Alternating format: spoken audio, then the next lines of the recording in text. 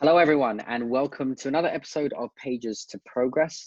This is, I was going to say the show. Is it a show? Maybe it's turned into a show right now. I don't know. This is a project that we've been working on in order to turn pages to progress ourselves, to find progress in our relationship with God, in our progress in how we understand the Bible. We use authors to be able to lend us their eyes and their hearts and their minds so that we can be able to have a more fuller commentary on scripture. And the book that we have chosen, and we are finishing our final episode for this particular author, is Timothy Keller's Generous Justice, a book to put on your shelves as we come to the final 8th chapter of this book. If you've been following us on the journey, thank you for joining us. And at the end of this episode, we'll tell you about another book that we're going to dive into as of next week. And it's going to be an exciting new book from a very powerful author that really helped to form my faith in many aspects. I don't know. I'll give an opportunity for Dee and John to share maybe if they've had any interactions with the likes of this author and his work. But for now, we're going to stick with the final chapter of Timothy Keller's book, Generous Justice. And we're going to dive straight into chapter 8, entitled Peace, Beauty, and Justice. Timothy Keller aims to try and wrap things up in this passage. I'm going to kick off with the very, very first Bible text that he offers at the very, very beginning of the chapter, which really, to me, just brought out so much of what he wanted to communicate in this chapter and really hit home. And it's in Jeremiah 29 and verse 7, right on page 170. He quotes scripture saying, "Seek the peace and prosperity of the city to which I have carried you into exile. Pray to the Lord for it, because if it prospers, you too will prosper." Now, I'm going to share something. This is personal to me, and I don't know, well, personal to me and to many others. If they make it personal, feel free, Dee and John, if you want to respond to this. You don't have to. We can move on to this. But this week, my heart was heavy, specifically around the theme and what has been taking place with the injustice that has been served around the case of Breonna Taylor. And this week, as many will know,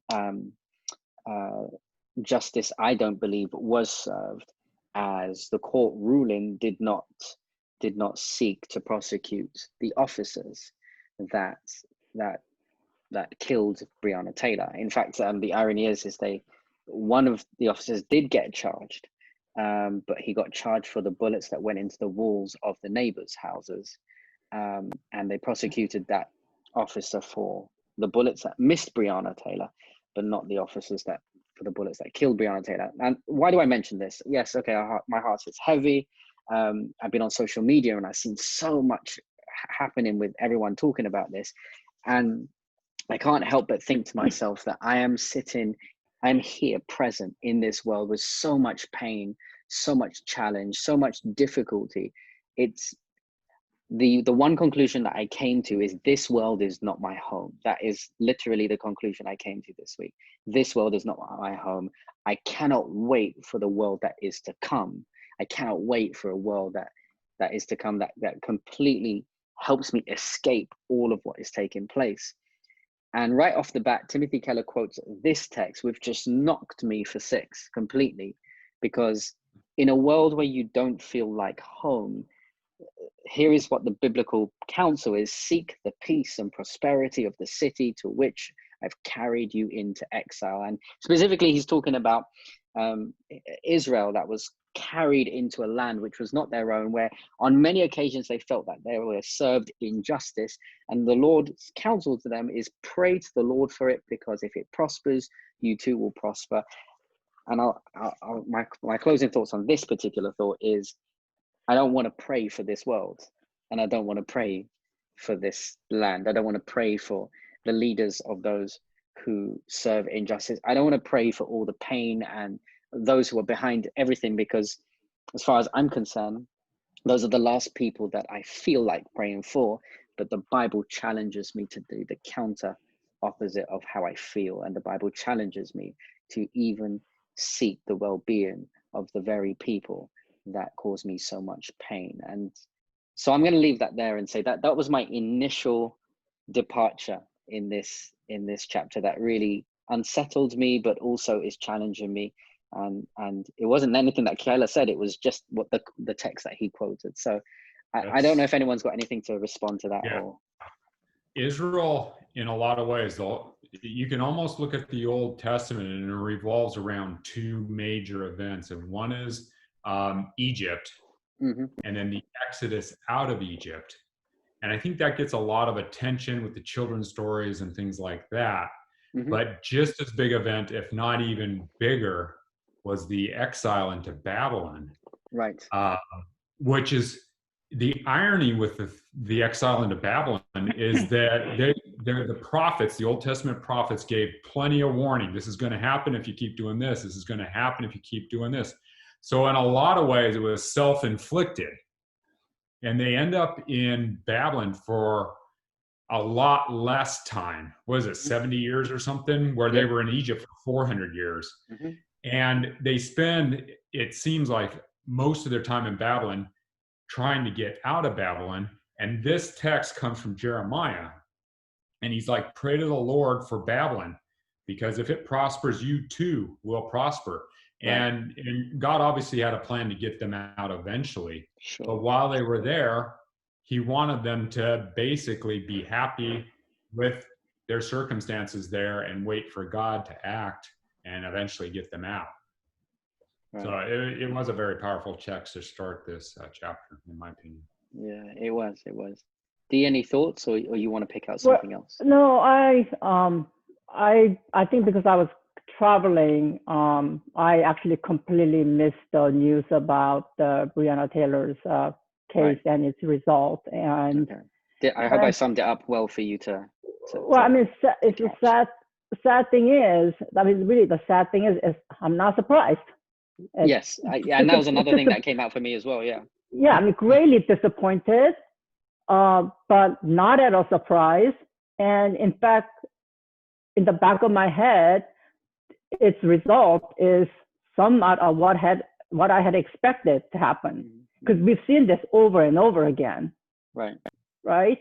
And so, yeah, it's very sad. It's very sad. And as I was reading today,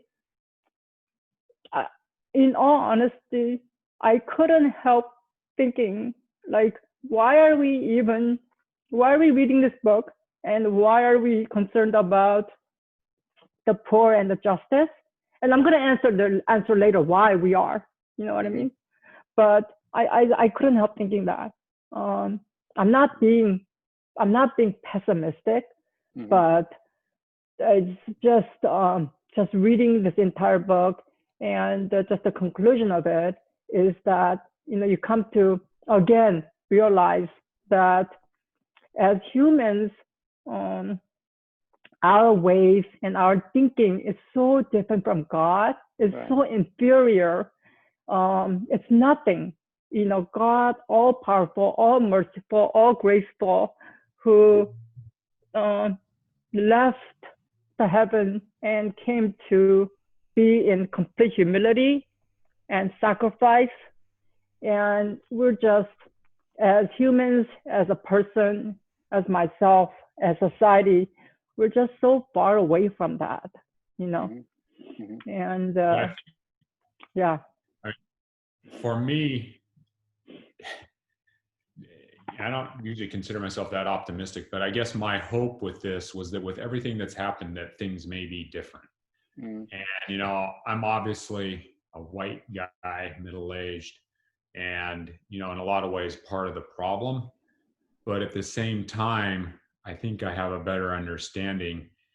And it does kind of cut deep that with everything that's been going on, and all the change that everyone is hoping for, that, you know, it's like Dee said, you know, are we surprised? Well, no. I mean, I think we had a hope, and there's a lot of disappointment when you really think about it. We aren't surprised because this has happened so many times. And I guess the question is, what is going to have to happen to finally make the change? And I don't have a good answer for that, except I think this chapter might dip into it a bit. Yeah, and I think it does. So I'm not under the impression that if Breonna Taylor got justice, that everything would have been fixed, and I'm not under that premise, and I also want to say that I don't think that necessarily. I have a great hope. I am a bit of a pessimist as well, John. I don't have a great hope in the system or things that are around, and I think one of the things that God does, which Timothy Keller articulates throughout this book, it is up to the individual and the spaces that a Christian operates in to effect change within their sphere of influence. The inactivity of a Christian renders the Christian less, if that makes sense, Christ-less, if that makes sense. And I think he certainly challenges me to really start to seek out not just ways in order to try and fight injustice, but he also challenges the why as to how I address these things. So he starts off at the beginning of the last chapter talking about the beautiful creator God, which I'm just going to let you know I've stolen for my sermon this Sabbath because I thought it was absolutely amazing. But the idea that God didn't just by happenstance bring this world into being, but the idea that he is a creator who is artistic and who is detailed and doesn't, in comparison to the other religions in the world that come up with stories as to how this world came into being, this is a God who is very interested in the beauty. So here's the question that Timothy Keller asks and answers in some ways, and I don't know what you two think about this. Can beauty transform? Is the question. Did you guys catch that from this final chapter? What do you guys think? Can beauty transform? My thought was that the worldly beauty cannot. I don't believe so. In fact, I think that us worshiping of this worldly beauty is more detrimental than anything else. What do you mean by worldly beauty, Dee? I guess I mean how we just the secular type of beauty, like we put so much emphasis on just outer appearance beauty, right? Okay. How we look, what's our body type like? Right. I'm thinking from that perspective. There are other worldly beauties as well. So if I just look at it from secular perspective, not godly, then my answer would be no. But when I look at it from godly beauty, godly perspective of specifically his beauty of, I guess I'm thinking humility and sacrifice, then yes, that beauty does affect you to change, and that in turn you can affect other changes. Right. John, any thoughts on that? So, well, just to finish up what Dee is talking about, in the context of grace on page 183, the last full paragraph that says, it takes an experience of beauty to knock us out of our self-centeredness and induce us to become just. And I think that's very true. I mean, for me, and I'm sure for a lot of people. But back to what you were talking about, Sam, and I think I like the idea of God as an artist because it gives you a completely different view of God. And you see a sunset, you know that's never the same every single time. And I think God enjoys every sunset just as much as he enjoyed the last one, and just as much as he enjoyed the first one. But to take it a step deeper, God created everything in this world, including us, from the chaos that was initially here. And I think it's a very powerful thing as God being the artist And us being in a world of sin and all the chaos that is going on, he can recreate in us and recreate in this world a thing of beauty like it originally was. Obviously not the same because of sin, but that's not necessarily just once with the new earth coming up in the future. That's day in and day out within our hearts and, within our communities to some degree. And I think we need to hang on to that because that's very transformative. Definitely. I particularly like the idea that he even talked about the idea of God being, God seeing this world like a fabric that is woven together. And not fabrics that just are placed upon the table upon each other, but each individual strand is woven in relationship with each individual strand, which is a symbol for how we also are to be in, I think he calls it the Shalom community. And in essence, if there's one thing that I definitely feel so moved by, and we talked about this a bit in the last chapter, but the chapter before, is not just providing relief, but actually providing a step above relief, development and social reform, which infers you need to be woven into the fabric of your community. Right. If you are not woven into the fabric, there is never going to be any social reform. There's never going to be development whatsoever, unless we have our teeth sunk in to the very thing. Like, I don't necessarily think that God requires of us to get rid of our privileges, because those are gifts that he has given us to use for a reason. But I do think that those privileges give us ground to immerse ourselves deeper into our community that lacks those privileges, in order to try and not necessarily to do anything immediately, but just to be there and be a part of it, and not just turn. And this is the problem with, I guess, aspects of gentrification, is some levels of gentrification come in with good intentions to say, we're going to build up this area, we're going to make it look nice, we're going to do this, we're going to do that, without actually being a part of the community and knowing what the effects of some of those things are doing to those who lack in that community. And I think that the Bible challenges us to take responsibility in the whole fabric of society, not in just part of the fabric of society. And I thought that was quite powerful. That really brought out something. And the quote that goes along with that is on page 177. The bottom of the first full paragraph, it says, this happens, the first sentence of the last paragraph, it says, the only way to reweave and strengthen the fabric is by weaving yourself into it. I highlighted that too. When you think of a fabric, have you ever tried to tear a fabric? Right. It can be very difficult, but if you can get a little cut or just a little piece, then you can tear through the whole thing. Right. And so if you have people leaving holes in this fabric, the fabric of their community, so to speak, it doesn't make it as strong a community. I mean, it really literally needs to be everyone in their community. And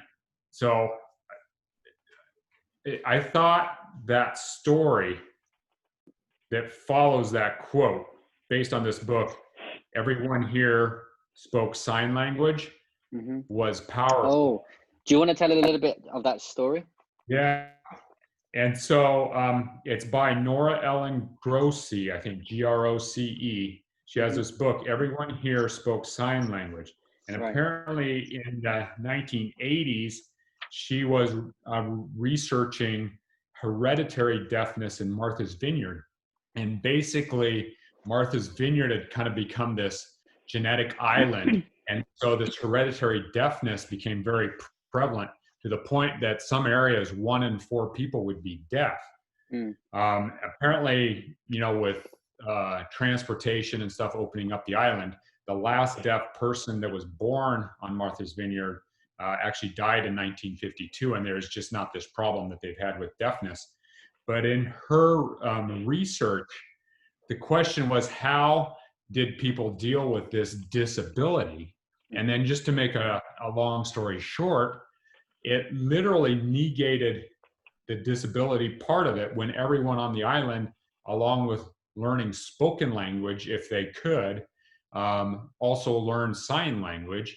And so often people, well, not often, more often than not, people could communicate whether they were deaf or not. And that was just amazing to me. And I thought, wow, how often could that happen and be of benefit? And we don't even think of things like that, I guess. Yeah, and it was beautiful. I think that was, and I'm going to say that's the appropriate word I'm going to use. It was beautiful, because when you looked at it, that wow moment really summed up the humility that this community took upon themselves. In page 179, I'm going to quote, "Indeed, what had happened was that an entire community had disadvantaged itself en masse for the sake of a minority."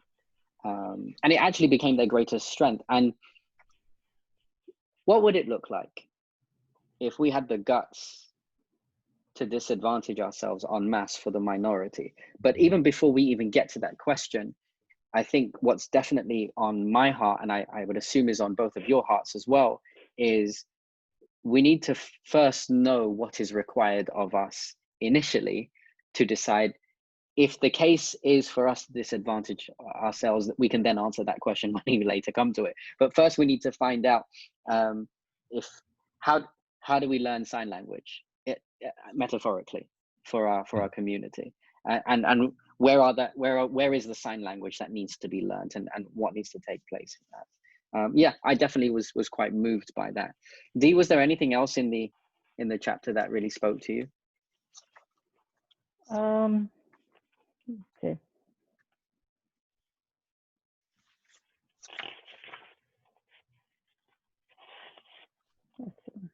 I think the page starting 184, in the section God in the face of the poor, right? How his life truly identified with the poor and the oppressed and the marginalized people. How Jesus' life. How Jesus' life, yes.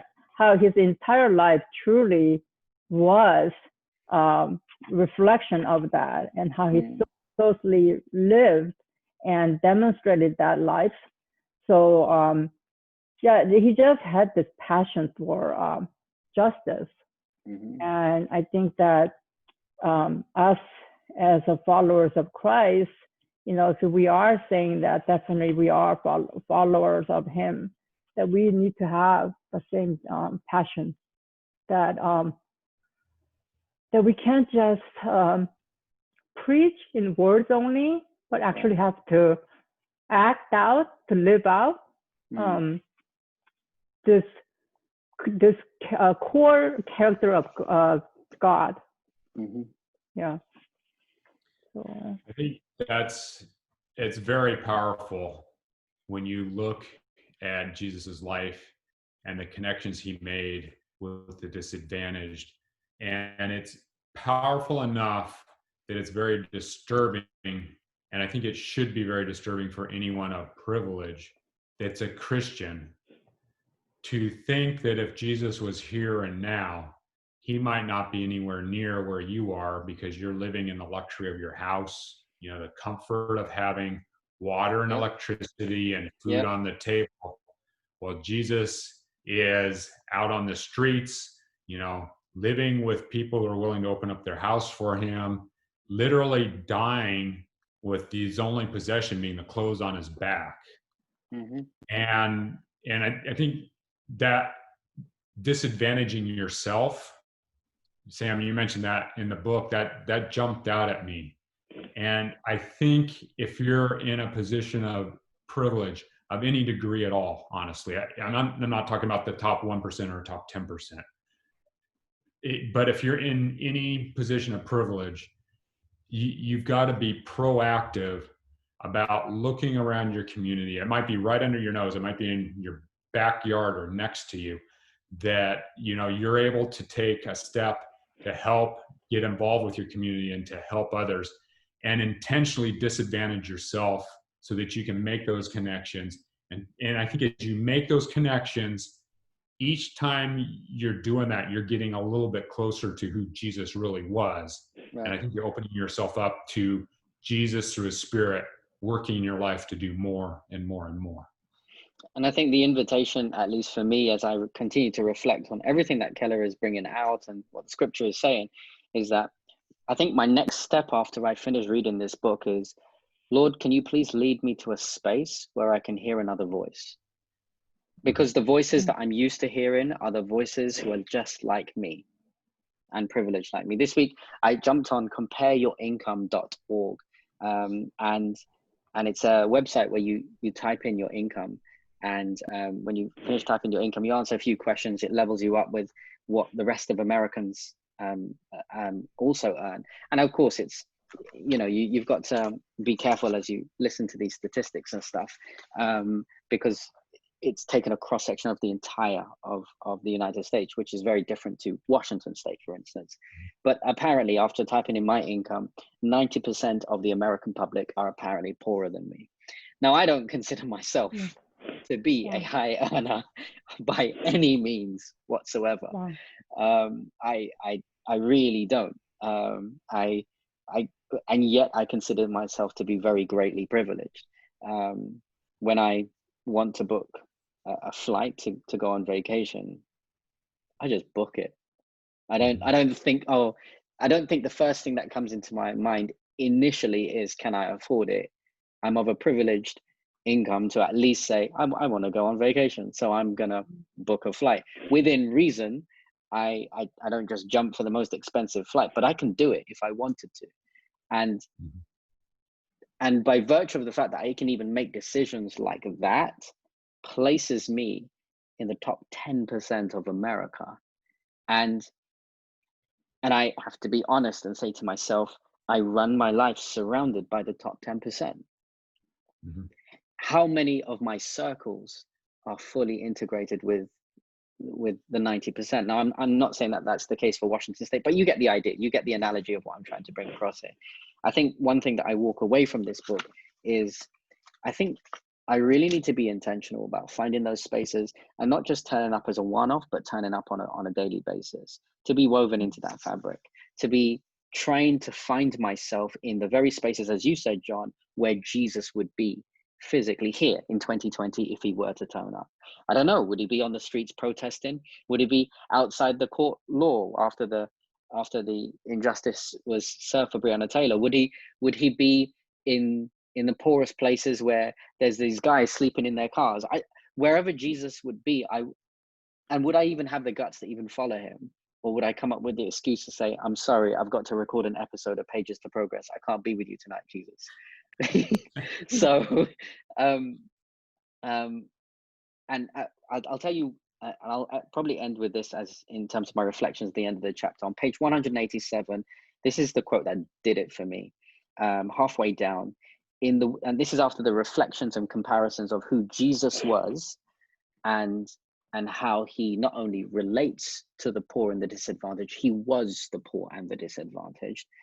And this is the quote that Timothy Kellers says: in the real world of pain, how could one worship a God who was immune to it? If anything, for me, the reason why I can find my faith in a God named Jesus is because he finds himself so related. Like, he could have incarnated himself into anything and anyone. He could have found the richest prince, the richest king, but he was born into a feeding trough in a cave with animals. He came with no fanfare. He came with the disadvantage, with a message for the disadvantaged to say, I can be your hope, and a message for the advantage to say, come along with us and you can be part of this hope too. If that isn't an example for me to follow, then I don't know what is. And for me, I definitely walk away with the challenge to recognize that God is provoking me and he is agitating me to really understand that seeking justice, doing justice, walking humbly with God requires of me much more than I am comfortable with. And I don't think that God necessarily requires the full detox in and of this moment. I just think he is inviting me to come and walk with him. And that's definitely something that really hit me hard. Yeah. I think you asked us to kind of reflect on the whole book, and the one quote that really sums it up for me is on page 143. And I mentioned this before, but it says, justice is the same person going to the same people regularly to become their friend for Jesus' sake. And I think that doesn't necessarily mean you have to quit your job and leave your home. I don't think God's calling us to leave our communities. I think we need to be proactive about supporting our communities. But I think, being the same person, going to the same people regularly and becoming their friend for Jesus' sake can happen in your workplace. It can happen, as you're interacting with parents at your kids' school. Right. It can happen at church, interacting with members and their families. It can happen, going to the coffee shop and getting your coffee every morning with the person that's making it, or the people that are, just hanging out there. And so there's a lot of opportunities. And I think just having a heightened awareness and some consistency with what you're doing is the take-home message for me with this book. Definitely. Dee, any final thoughts? I think on page 187 in the middle there, it says the Christian writer John Stott, S-T-O-T-T. John Stott, yes. Do you see that? It says that he, according to him, he's able to say, I could never myself believe in God if it were not for the cross. Right, yes. And, reading that, it made me think about what would people around me say about me as a Christian person, right? Like, could they point to me and say, I could never believe in God if it wasn't for Dee, right? Like, am I really representing God?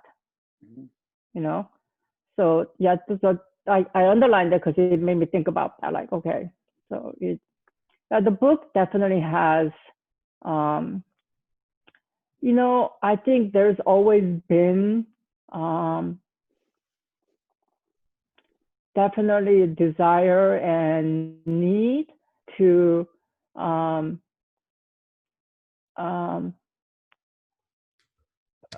practice justice and to help the poor and people who are marginalized.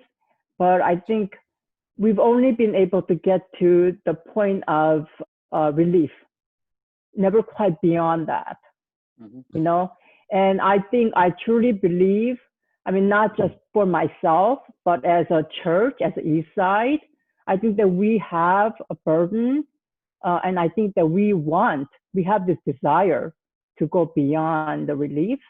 And I'm thankful that we were able to pick up this book and read it. Yeah, it was definitely powerful.